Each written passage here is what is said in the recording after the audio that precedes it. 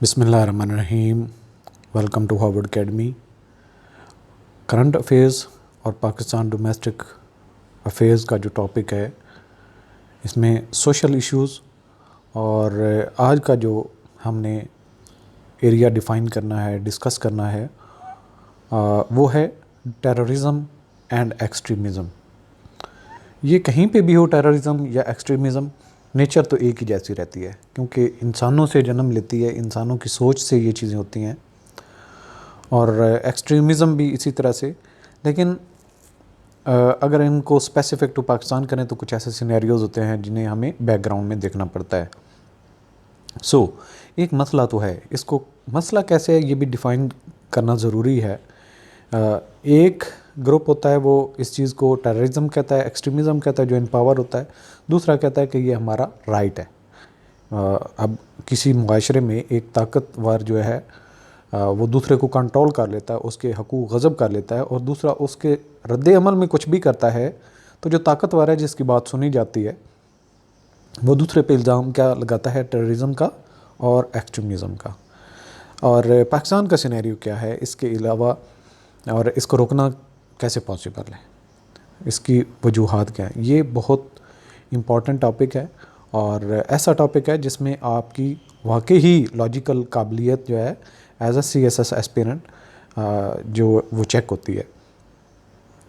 सबसे पहले तो हम देखते हैं कि टेरर वर्ड जो है, लेकिन इससे भी पहले हम देखते हैं कि बीइंग ह्यूमन, हर एक को अल्लाह ताला ने आज़ाद पैदा किया है। उसकी आज़ादी उसको हासिल है कि वो कौन सा मज़हब अडॉप्ट करता है, कौन सा प्रोफेशन अडॉप्ट करता है और किस कल्चर में रहना पसंद करता है। इसके अलावा आईने पाकिस्तान की बात करें, वो भी इस चीज़ की आज़ादी और हक़ देता है कि इंडिविजुअल को राइट है वो जो बात सोचता है वो इजहार कर सके। Freedom of expression, freedom of speech और फ्रीडम ऑफ गैदरिंग, कि वो किस पॉलिटिकल पार्टी से एफिलिएशन करता है या किस ग्रुप के साथ वो उसका इल्हाक होता है, मजहबी लिहाज से भी और पॉलिटिकली भी, सियासी तौर पे भी।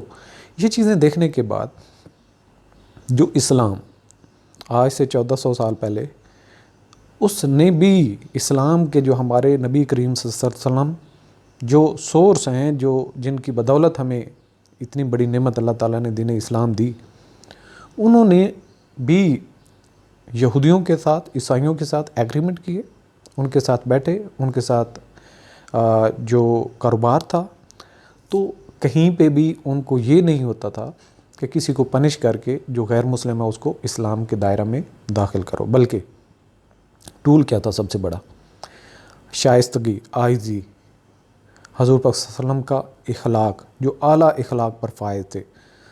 हजूर पाक सल्लल्लाहु अलैहि वसल्लम ने अपनी ज़िंदगी के ज़रिए से सहाबा कराम की ज़िंदगी बदली, अपनी तालीमात के ज़रिए से सहाबा कराम की ज़िंदगी पर असरानंदाज हुए। सहाबा कराम की जब ज़िंदगी बदली तो जहाँ कहीं भी वो पैगाम लेके जाते थे, उनके तर्ज़ ज़िंदगी को, उनकी शर्म हया, उनका लहजा, उनका अंदाज़ गुफ्तगू, उनकी सादगी, ये सारी चीज़ें देखकर गैर मुस्लिम भी इस्लाम कबूल कर लेते थे। और इस तरीके से दीन इस्लाम बहुत तेज़ी से फैला। किसी ऐसी जंग से इतने नतायज हासिल नहीं किए जा सकते जितना दीन इस्लाम ने फैलने में जो असर दिखाया, वो भी शाइस्तगी के साथ, इखलाक के साथ। अब ये बात आ जाती है एक्सट्रीमिज़म के स्पेसिफ़िक, कि हमारे कई जुनूनी और मजहबी लिहाज से लोग हैं जो वो कहते हैं, एक्सट्रीम हद पर जाते हैं कि दूसरों को कोई हक़ हासिल नहीं है कि वो उनका वजूद रहे, वो हिंदू हो, वो यहूदी हो, वो कोई भी हो। और इसी तरह से अगर कोई हिंदू है, उसके अंदर भी माइंड होता है, माइंड सेट ऐसा होता है कि वो कोई भी दूसरे मज़हब को बर्दाश्त नहीं करना चाहता। कई ईसाई ऐसे होते हैं जो मुसलमानों के वजूद को नहीं बर्दाश्त करते, और यहूदी तो वैसे ही नैरो माइंडेड हैं, तंग जहनी की वो शिकार हैं, वो तो जो फ़लस्तीन में मुसलमानों के। दूसरों को राइट हासिल ना होने देना और अपनी ताकत के बलबूते पर, या ताकत के बलबूते ना भी हों उनके पास, जो हथियार हो, जो उनके बस में चले, वो एक्सट्रीम हद तक चले जाएं कि सिर्फ मेरा ही हक़ है, दूसरे को इससे कोई इख्तलाफ का हक़ हासिल नहीं है। तो ये सोच क्या होती है, एक्सट्रीमिज़म। और टेरर क्या होता है? डर फैलाकर अपना मकसद हासिल करना। वो सियासी तौर पर हो सकता है, वो मजहबी तौर पर हो सकता है, वो किसी तरह से भी हो सकता है, मुआशी लिहाज से भी हो सकता है। सो ये टेररिज्म और एक्सट्रीमिज़म जो पाकिस्तान में आई, कोई अब ये हमने दीन इस्लाम के बैकग्राउंड को देखते हुए अब आगे चलते हैं, तो पाकिस्तान बिल्कुल पुरअमन मुल्क था। फिर क्या हुआ कि जो रशिया के माइंडसेट को अमेरिका ने रोकने के लिए अफ़गानिस्तान वार शुरू की 1980 में, और पाकिस्तान उसमें शामिल हुआ, और इस तरीके से एक खित्ते के अंदर दो ममालिक के दरमियान में कन्फ्लिक्ट होना शुरू हो गया। पहले पाकिस्तान अफ़गानिस्तान को सपोर्ट करता था, वहाँ से रिफ्यूजीज़ आए, बहुत सारे रिफ्यूजीज़ ने आके यहाँ पे पनाह ली। जो उनका असला कल्चर था, जो उनकी फ़ाइटिंग माइंड था, एजुकेशन की कमी थी, ये बहुत सारे मसाइल थे, तो वो भी पाकिस्तान के अंदर जो है वो ऑब्ज़र्व हो गए वो आबादियाँ, और आहिस्ता आहिस्ता वो कल्चर ने भी अपना असर दिखाना शुरू कर दिया। फिर जनरल जा के बाद जो है कलेशनकोफ का कल्चर, हथियार का कल्चर दूसरे लोगों के पास पहुंचना शुरू हुआ, और इस तरीके से ये जो पाकिस्तान का इन्वॉल्व होना अफ़गान वार में, और जो यूएसएसआर उस वक्त का था, जो अब रूस है, उसको फिर अमेरिका चाहता था कि अपने रास्ते से हटाया जाए। पाकिस्तान ने भी उसका भरपूर साथ दिया। तो इस तरीके से पाकिस्तान के अंदर टेररिज्म और एक्सट्रीमिज़म आना शुरू हुई, और उसके बाद जो रही थी कसर थी, वो आके अमेरिका ने दोबारा वार शुरू कर दी अफ़गानिस्तान के साथ। 9/11 का एक वाक़या ख़ुद बनाकर, या जैसे भी हुआ उसकी प्रॉपर इन्वेस्टिगेशन किए बगैर बहाना बनाकर अफ़गानिस्तान पर चढ़ाई शुरू कर दी, और पाकिस्तान को भी मजबूर कर दिया गया कि वो इस वार में शामिल हो। तो वही मुजाहिद जिनको पाकिस्तान ने बड़ी मेहनत से पैदा किया था रशिया के ख़िलाफ़, अब वही पाकिस्तान ने कहा कि अमेरिका के ख़िलाफ़ जो माइंड सेट होगा वो ये अप्लाई नहीं होता, बल्कि ये टेररिज्म है, ये एक्सट्रीमिज़म है।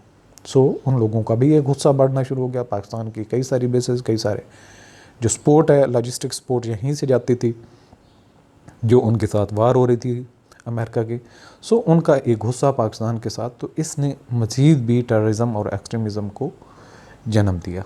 सो अब जो पाकिस्तान में आप देखते हैं तो आए रोज़, और अब तो कल्चर इतना एक हो चुका है कि हर दूसरी जगह पे ये चीज़ें हो रही हैं। और ये होती क्यों जाती हैं? होती इसलिए रहती हैं कि जब किसी को लायबल नहीं ठहराया जाता, जो वो करता है उसको जवाब नहीं तलब किया जाता, तो उसका उससे हौसला बढ़ता है।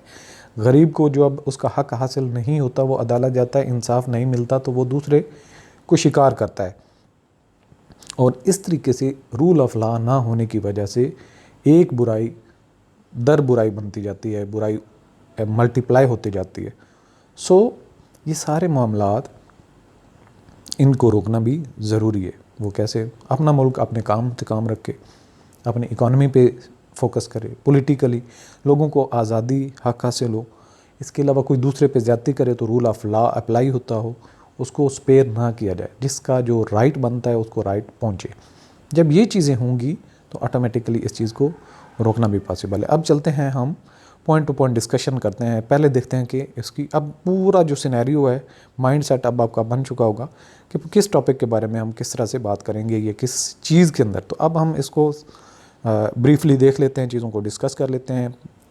पहले हमारी जो हेडिंग होगी वो इंट्रोडक्शन की है। यहाँ पे 2 पॉइंट्स आपने ऐड करना है, यानी कि डिफ़ाइन करना है टेररिज्म और एक्सट्रीमिज़म को, और इसके अलावा पाकिस्तान की जो सिचुएशन है इसमें टेररिज्म और एक्सट्रीमिज़म का एक ओवरव्यू देना है कि कितने इंसिडेंट कब कब हुए। कुछ डाटा दे सकते हैं कि मतलब ये कि 1980 से ये इंसिडेंट होना शुरू हुए, फिर आगे कब इसका क्लाइमेक्स आया, कब ज़्यादा से ज़्यादा पाकिस्तान के अंदर अटैक हुए, अब की सिनेरियो क्या है, ये थोड़ी सी आप चीज़ें हाईलाइट कर सकते हैं। सो terrorism and extremism in Pakistan, इसके हिस्टोरिकल बैकग्राउंड है जिसको अफ़गान वार के साथ अपने लिंक करना है। इसके अलावा आगे हम चलते हैं, फिर पॉइंट्स आगे चल के डिस्कस करते हैं। बी पॉइंट में factors contributing to terrorism and extremism in Pakistan, वो फैक्टर्स का यहाँ पे डिस्कशन होगी, और इन टेररिज्म और एक्सट्रीमिज़म का इम्पैक्ट क्या है सोसाइटी पर। इसके अलावा strategies to curtail terrorism and extremism, इसमें काउंटर टेररिज्म मेजर्स हैं, वो कौन कौन से लेने हैं। इसके अलावा promoting deradicalisation and rehabilitation, इसके अलावा जो रेडिकल माइंड के हैं क्रिटिकल माइंड मतलब जो एक सख्त अंदाज रखने वाले रेडिकल एलिमेंट्स, उनको कैसे डी रेडिकलाइज किया जा सकता है एजुकेशन के ज़रिए से या बाकी और मामला के, और जो पहले ऑलरेडी इस लॉस सफ़र करने की वजह से इस तरह का माइंड सेट अडॉप्ट कर चुके हैं, उनको रिहेबिलिटेट करना, उनको एक आम शहरी की हैसियत से लेके आना, उसको सपोर्ट करना। इसके अलावा socio economic development and addressing root causes, socio economic जो डेवलपमेंट और इसके अलावा रूट काज इसकी कौन कौन सी है, इंटरनेशनल कोऑपरेशन और पार्टनरशिप करने से कैसे इसको कंट्रोल किया जा सकता है।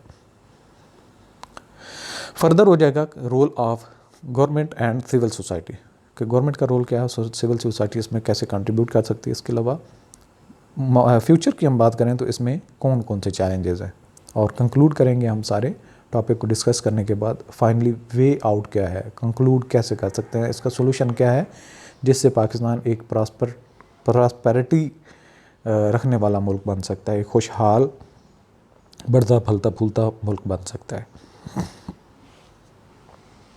पहले चलते हैं इंट्रोडक्शन की तरफ। टेररिज्म और एक्सट्रीमिज़म, यानी कि टेरर का मतलब होता है खौफ फैलाकर अपने मकसद हासिल करना है। एक्सट्रीमिज़म होता है कि सिर्फ़ और सिर्फ एक अपनी सोच रखने वाला ही उस पर कायम रहता है, दूसरों को अदम बर्दाश्त करता है। तो इसको आपने यहाँ पे डिफ़ाइंड ऑलरेडी भी है, तो डिफ़ाइन करना इस तरीके से, टेरर से निकला है एक खौफ पैदा करना, इसको टेरर कहते हैं, और टेररिज्म एक खौफ ज़दी का माहौल बना लेना, और एक्सट्रीमिज़म कि एक ग्रुप जो है वो डोमिनेट कर लाए या दूसरे ग्रुप डोमिनेटेड जो ऑलरेडी है उससे फाइट करे और वो कहे कि नहीं मैं राइट पे हूँ, तुम्हारा पॉइंट ऑफ व्यू गलत है और तुम्हें ये एक्सेप्ट करना पड़ेगा। इसके लिए वो हर सख्त लाए अमल तय करे और उसके लिए वायलेंस यूज़ कर सकता है। तो पाकिस्तान की सिचुएशन ऑफ कोर्स दगरगों है कि जो हमारे रूल ऑफ लॉ और जो मुल्क के अंदर अमन व अमान कायम रखने वाले इदारे हैं वो मुख्तलिफ़ कल्चर में हैं। पुलिस को देखें वो करप्शन में इन्वॉल्व है, मिलिट्री को देखें तो वो सियासत में इन्वॉल्व है, वो एग्रीकल्चर करना चाहती है। अपने प्रोफेशनलिज्म को अगर मलूज़ खातिर रखा जाएगा, जिसकी जो ज़िम्मेदारी है वही उसको दी जाएगी, तो ये पॉसिबल है। लेकिन अब यह क्या है कि पाकिस्तान में ये सिचुएशन ना होने की वजह से, रूल ऑफ लॉ ना होने की वजह से, अदालतों में इंसाफ ना मिलने की वजह से, अगर मिलता भी है तो किसी की डेथ हो जाने के बाद उसको इंसाफ जब मिलता है, तो इस तरह के माहौल में वो साजगार हो जाता है कि जो टेररिज्म और एक्सट्रीमिज़म की तरफ लोग जाएं और दूसरों से अपने हकूक़ गज़ब के ज़रिए से अपने हकूक़ हासिल करें। तो आगे चलते हैं। टेररिज्म दूसरी जो हमारी होगी, terrorism and extremism in Pakistan है।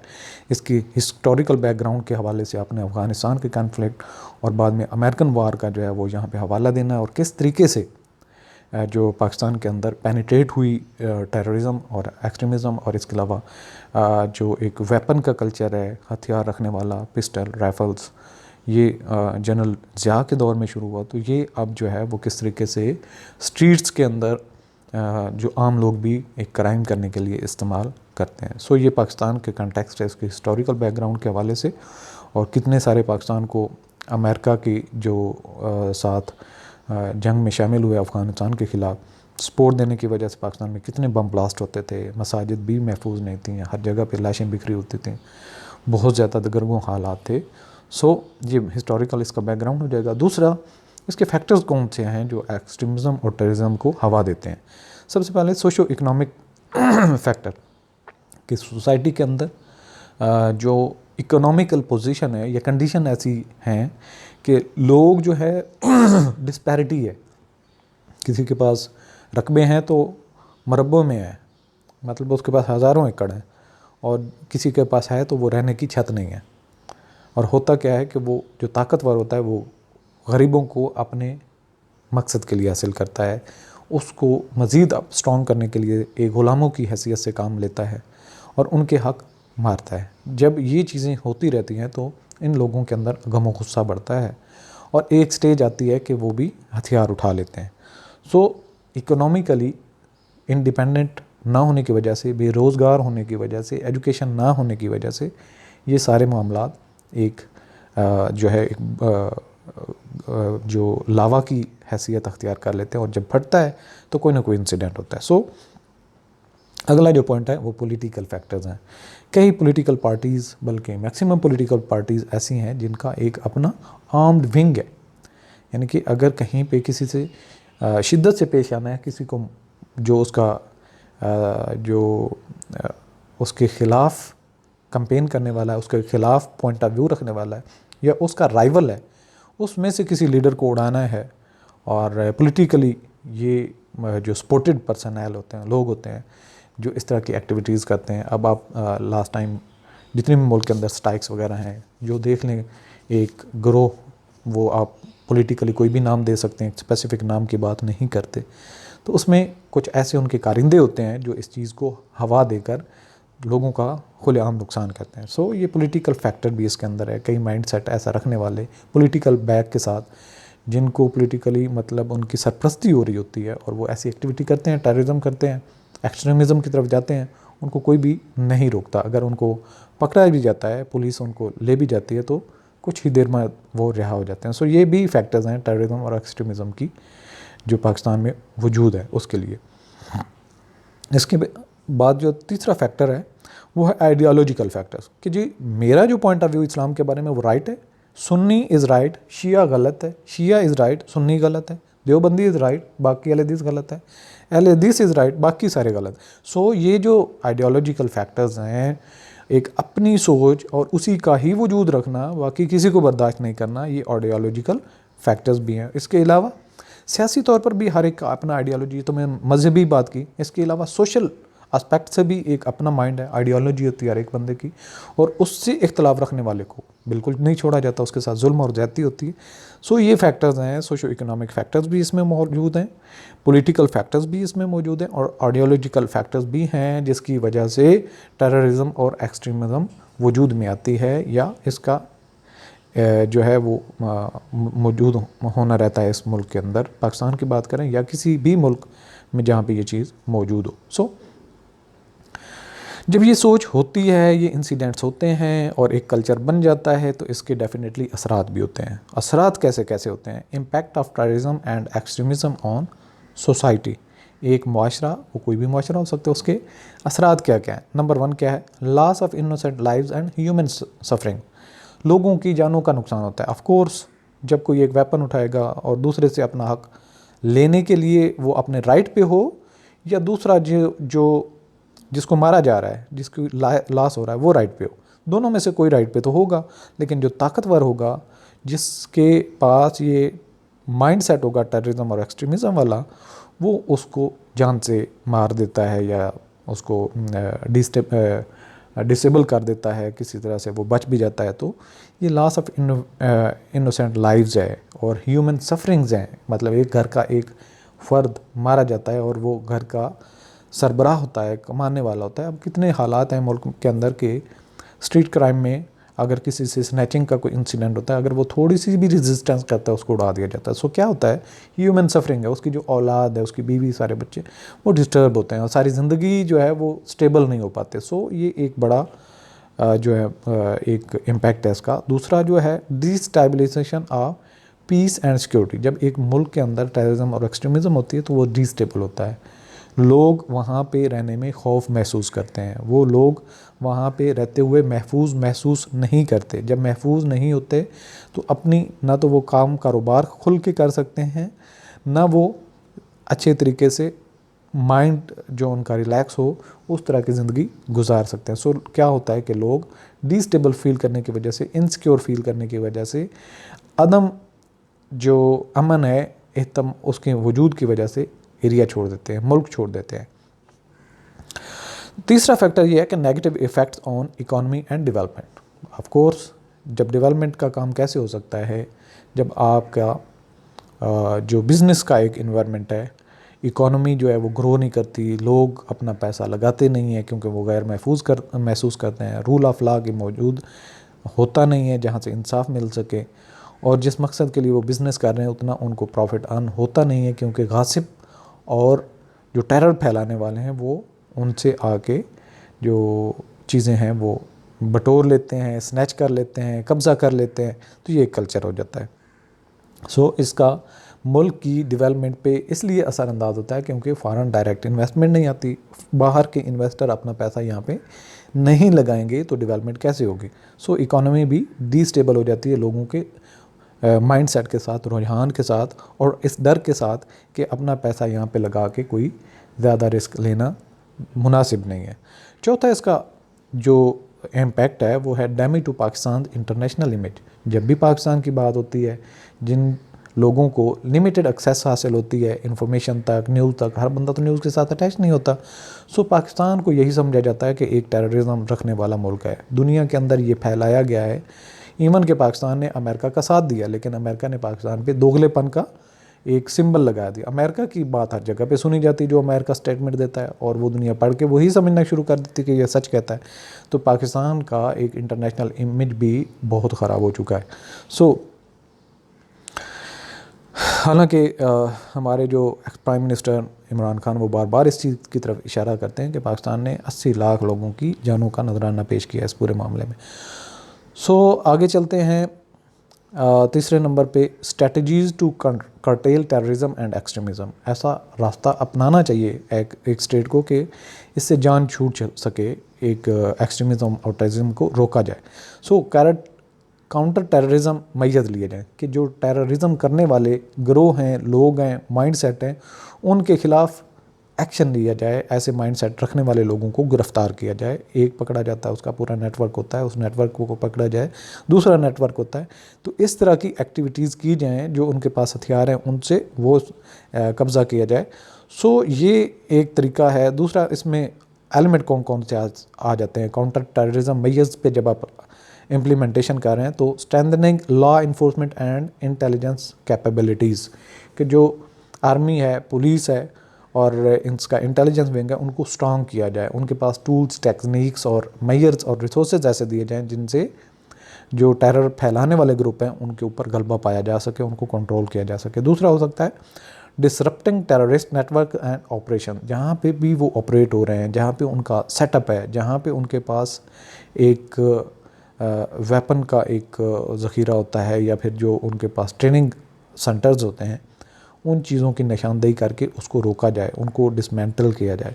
ये भी तरीका है। और इसके अलावा enhancing border security and intelligence sharing. दूसरे ममालिक जैसे कि पाकिस्तान के साथ बॉर्डर लगने वाले ममालिक हैं, इंडिया है, चाइना है, अफ़गानिस्तान है, ईरान है, तो उनकी सिक्योरिटी और उनकी इंटेलिजेंस के साथ शेयरिंग की जाए ताकि इन्फिल्ट्रेट ना करें लोग, उधर से शेल्टर लेने के लिए पाकिस्तान में ना आए, और पाकिस्तान में जब कोई ऑपरेशन हो तो यहाँ से शेल्टर लेने के लिए दूसरे ममालिक में वो ना जा सकें।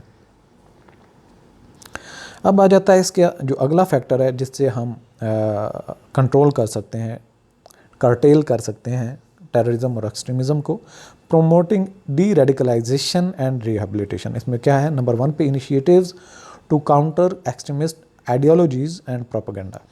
जो लोग इस माइंड के साथ हैं, ऐसी आइडियोलॉजी रखते हैं और दूसरे लोगों तक अपना पैगाम पहुंचाते हैं कि ऐसा होगा, वैसा होगा, फ़लाँ होगा, फ़लाँ होगा। पहले ये भी कल्चर था कि जो खुदकुश बम्बार होगा, जो ही उसकी डेथ होगी, वो जन्नत में चला जाएगा। सो इस्लाम इस चीज़ की इजाज़त नहीं देता। ये सारी आइडियोलॉजी जो उनकी बनी हुई है उसके अगेंस्ट लोगों को अवेयरनेस दी जाए, लोगों को तालीम दी जाए, लोगों को शऊर दिया जाए, लोगों को एक्टिविटीज़ दी जाए, लोगों को इस चीज़ का मौका ही ना दिया जाए कि वो स्टेट के अगेंस्ट खड़े हो जाएं।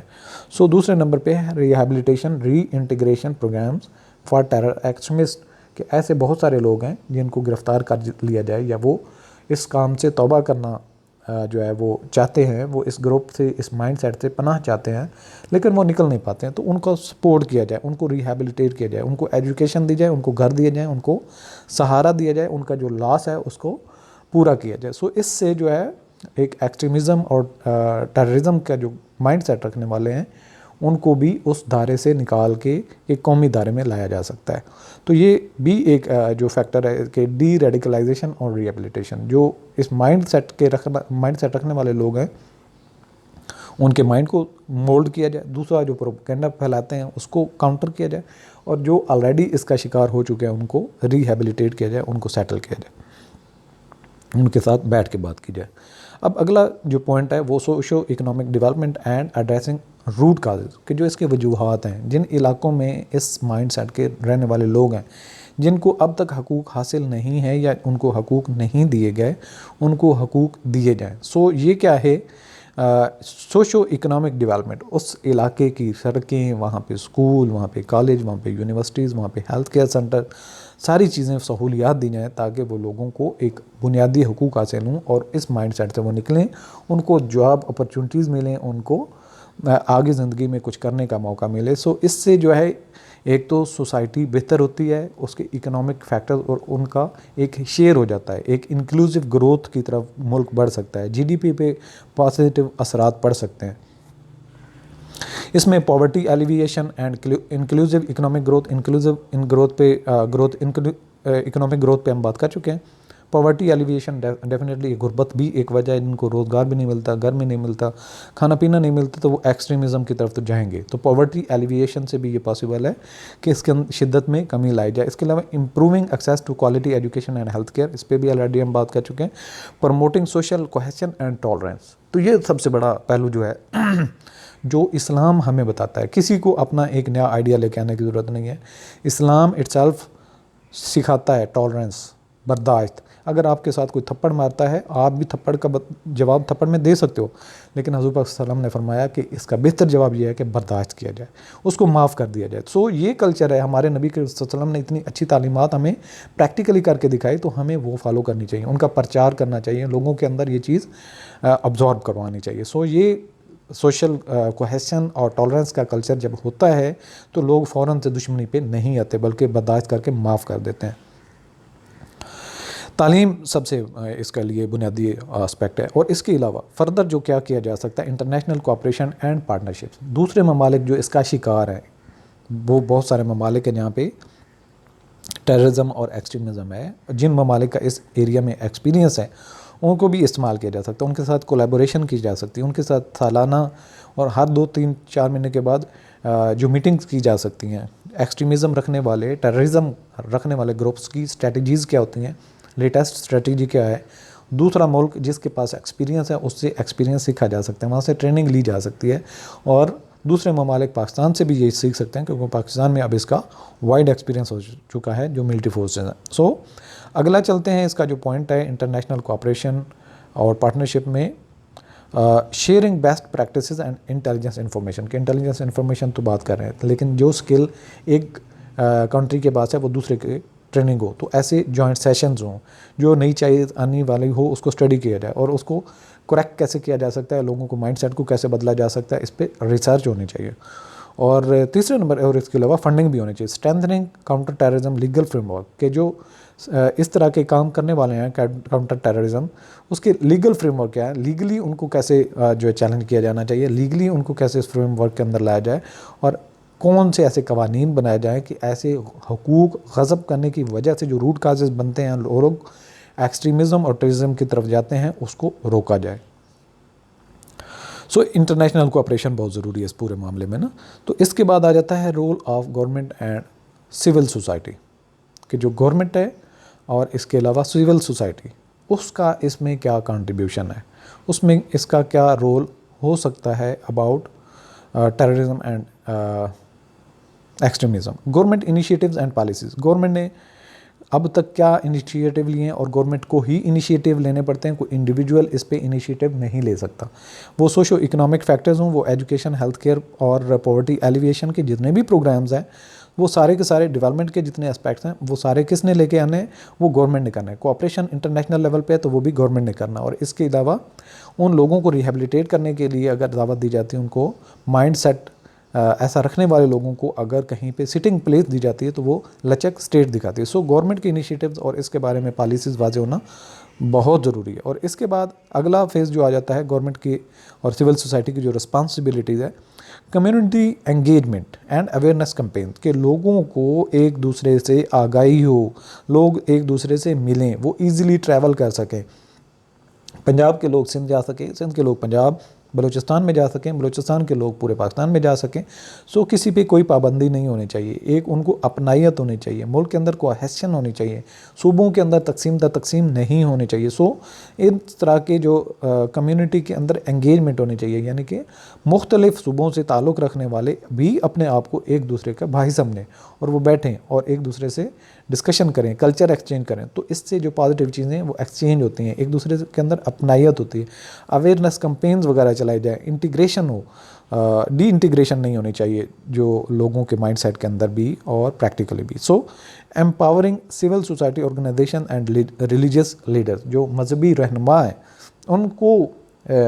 उनको ये ज़िम्मेदारी सौंपी जाए कि वो अपनी तकरीरों में, वो जुम्मे के खुतबात में, वो ईदैन के खुतबात में अपनी इस चीज़ को हाईलाइट करें कि इस्लाम हमें इस बारे में क्या कहता है, लोगों को क्या हकूक़ हासिल हैं, दूसरों से इख्तलाफ़ राय रखने वाले के साथ शिद्दत से पेश नहीं आना चाहिए।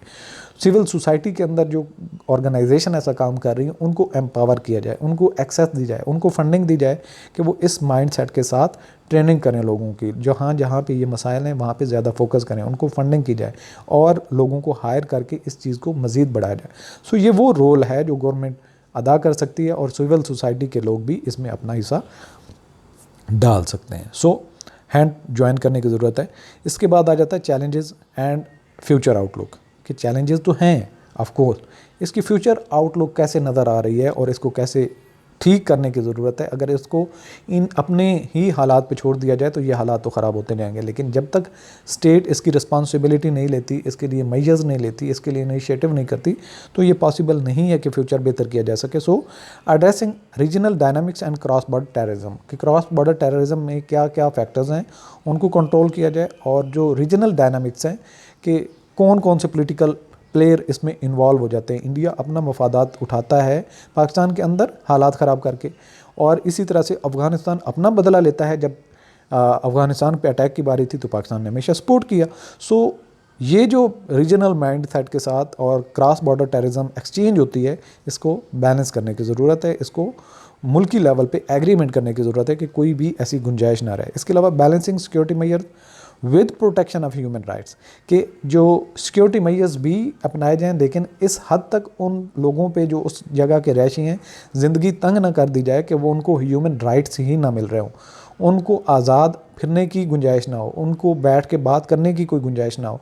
ऐसा नहीं होना चाहिए, बल्कि बैलेंस रहना चाहिए। सिक्योरिटी मेजर्स भी लें, लोगों के ह्यूमन राइट्स जो हैं, इंसानी हुकूक हैं, उन पर भी कोई उनके कदगन नहीं आनी चाहिए। इसके अलावा maintaining political will and sustained efforts, कि जो पॉलिटिकल विल है उसको मेंटेन रखा जाए, सस्टेन किया जाए, और ऐसी एफ़र्ट्स की जाएं कि जो सियासी माइंडसेट है, जो सियासत करने वाले लोग हैं, वो अपना जो उनकी आइडियोलॉजी उस पर फोकस करते हुए दूसरे को बर्दाश्त भी करें, और ऐसी कोशिशें करें कि जो उनके फॉलोअर्स हैं, एक पॉलिटिकल लीडर होता है तो उसकी बात सुनी जाती है।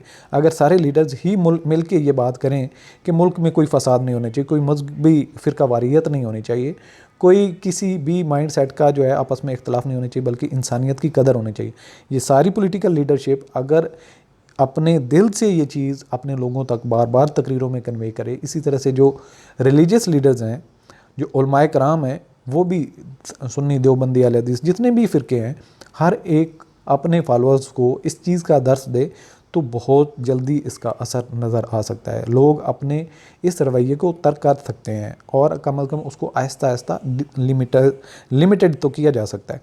सो ये एफ़र्ट्स की ज़रूरत है। सो प्रमोटिंग डायलॉग एंड रिकन्सिलिएशन, जो ऐसा ग्रोह हैं उनके कुछ बुनियादी हकूक़ होते हैं, कुछ स्टेट लेवल पे कंप्रोमाइज़ होना पॉसिबल नहीं होता, उनको इस चीज़ पे कन्विंस किया जाए और उनको रिकन्साइल किया जाए, उनके साथ बैठ के समझौता किया जाए, उनके साथ बातचीत की जाए और इस तरह की एक्टिविटीज़ को कंट्रोल किया जा सकता है। सो बैलेंस होना चाहिए। जो ऐसा माइंड सेट रखने वाले हैं, कानून उनको इंसाफ दे और रूल ऑफ लॉ होनी चाहिए कंट्री के अंदर, ताकि कोई जो ताकतवर है दूसरे कमज़ोर का हक गज़ब ना करे। सो इसके बाद अगर हम कंक्लूड करें तो पूरी सिचुएशन का आपने रिकैप करना है कि ये जन्म कैसे लेता है, एक्सट्रीमिज़म है क्या, टेररिज्म क्या है पाकिस्तान में, इसकी क्या सिचुएशन है और इसकी जो काजेज़ क्या हैं, और जब ये चीज़ें हो रही हैं और इनके इम्पैक्ट क्या हैं पॉलिटिकली, और इनको इरेडिकेट करने के लिए क्या क्या किया जा सकता है और फ्यूचर कैसे नज़र आ रहे हैं। So recap of terrorism and extremism situation in Pakistan, ये आपने कर लेना है। इसके अलावा इंपॉर्टेंस ऑफ कम्प्रीहेंसिव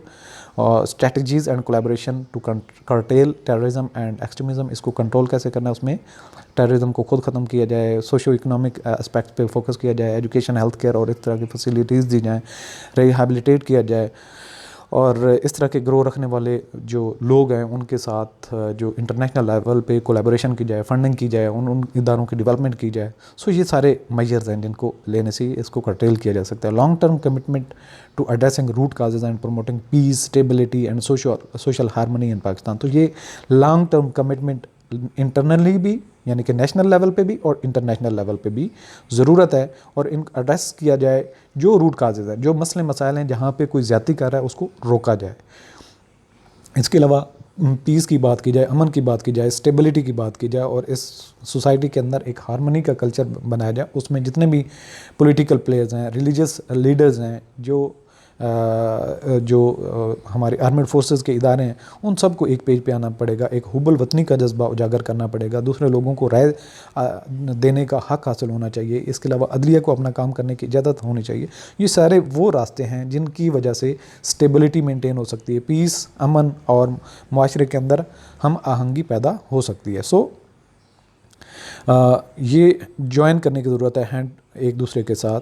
और अब हम नोट्स की बात कर लेते हैं जो फाइनली आपने नोट डाउन रखने। Terrorism and extremism in Pakistan, इसके अंदर 3 पॉइंट्स हैं। Pakistan has face significant challenges related to terrorism and extremism. इसमें वो आपने टेररिज्म और एक्सट्रीमिज्म में पाकिस्तान का पॉइंट ऑफ व्यू, फैक्टर्स कौन कौन से इसमें कंट्रीब्यूट कर रहे हैं, डिटेल से हम ऑलरेडी डिस्कस कर चुके हैं, और इसके इम्पैक्ट क्या है। Strategies to curtail terrorism and extremism, इस पर भी हम बात कर चुके हैं कि काउंटर टेररिज्म मेजर्स हैं, प्रमोटिंग डी रेडिकलाइजेशन और रिहेबिलिटेशन के मेजर्स हैं, सोशो इकनॉमिक डेवलपमेंट है, माशरे के अंदर जो रहन सहन रखने वाला लोगों का उसको बेहतर किया जाए, एम्प्लॉयमेंट दी जाए, इंटरनेशनल कोऑपरेशन पॉसिबल हो। इसके अलावा role of government and civil society, इसमें जो गवर्नमेंट ने अपना रोल अदा करना है, सिविल सोसाइटी की ऑर्गेनाइजेशन है, रिलीजियस लीडर्स हैं, उन्होंने अपना रोल अदा करना है। चैलेंजेस जो दरपेश हैं और फ्यूचर को बेहतर कैसे किया जा सकता है कि रीजनल डायनामिक्स को समझा जाए, क्रॉस बॉर्डर टेररिज्म को कंट्रोल किया जाए। इसके अलावा बैलेंस रखना है सिक्योरिटी मेजर्स और ह्यूमन राइट्स के दरमियान में। इसके अलावा सस्टेन पॉलिटिकल विल की ज़रूरत है। एक यानी कि जो सियासत करने वाले लोग हैं, सियासी लीडरशिप है, वो इस चीज़ का तहिया करे कि हमने कमिट करना है और ऐसे स्टेप्स लेने हैं जिससे जो रेडिकलाइजेशन है इसको कम किया जाए। इसके अलावा डायलॉग रिकन्सिलिएशन है, जो ऐसे ग्रोह हैं उनको उनके खदशात को दूर किया जाए, उनको पुरअमन ज़िंदगी रहने का एक मौका दिया जाना चाहिए। इससे जो है पॉलिटिकली डायनामिकली सोसाइटी के तौर पर एक हार्मनी कायम हो सकती है, एक अच्छी मुआशरत हो सकती है जहाँ पे टेररिज्म और एक्सट्रीमिज्म का वजूद ना हो। उसको मजहबी लिहाज से, पॉलिटिकली लिहाज से और इकोनॉमिकली के लिहाज से, हर लिहाज से उसको कंट्रोल करने की ज़रूरत है, और उसको जो लोग हैं उनको गाइड करने की ज़रूरत है, उनको एजुकेट करने की ज़रूरत है, उनकी ट्रेनिंग की ज़रूरत है, ताकि वो एक जो मुआशरे के एक आम फ़र्द की तरह से अपनी ज़िंदगी पुरअमन तरीके से गुजार सकें। तो आज का सेशन यहाँ पे क्लोज़ करते हैं। आप हमारे चैनल को सब्सक्राइब भी कर दें ताकि जो आप CSS का हमारा कोर्स चल रहा है इसमें आप दूसरों तक भी इसको कम्युनिकेट करें जाके, क्योंकि ये हमारा जो मेथड है, आपने ये टॉपिक देखा होगा, इसमें आपको किसी और फर्दर बुक की ज़रूरत नहीं है। आपने क्या करना है, आउटलाइनिंग भी इस हवाले से आपने तैयार कर लेनी है, बाकी लॉजिक्स जो है, और at the end of the time notes एक आधे घंटे में या घंटे के अंदर अंदर आप एक पूरे टॉपिक को हर लिहाज से कवर कर लेते हैं। फर्दर अपने आप को कंफ्यूज करने की ज़रूरत नहीं, सिंपल एक डायरेक्शन में, यूनिक डायरेक्शन में अपनी जो स्टडी है उसको लेके चलें। और CSS के जो कंपलसरी सब्जेक्ट्स हैं उनका कोर्स हमारी वेबसाइट www.howardacademy.com पे अवेलेबल है। आप इस कंप्लीट कोर्स को ज्वाइन कर सकते हैं। हम इंशाल्लाह इसी तरीके से, जिस तरीके से ये टॉपिक कवर किया है, पूरे सिलेबस को कवर करेंगे। ऑल द बेस्ट, अल्लाह हाफिज़।